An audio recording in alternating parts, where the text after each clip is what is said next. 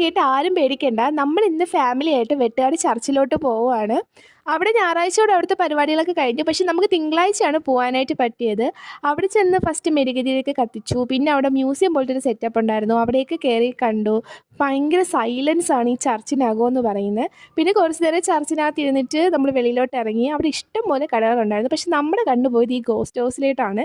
Experience ചെയ്യാൻ വേണ്ടി പോയതാണ്.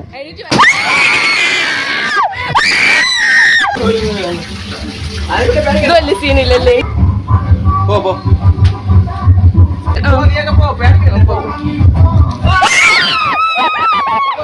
കുറച്ച് നേരം പ്രേതങ്ങളൊക്കെ കണ്ട് വിശേഷങ്ങളൊക്കെ പറഞ്ഞതിന് ശേഷം ചർച്ചിന്റെ ബാക്ക് പോർഷനിലായിട്ടൊരു കടലുണ്ട്. അപ്പോൾ അവിടെ പോയി കാലൊക്കെ നനച്ചു, ഐസ്ക്രീം കുടിച്ചു. പിന്നെ ഭീമാവള്ളിയിൽ ഉറൂസ് നടക്കണതുകൊണ്ട് അവിടെയും കയറി.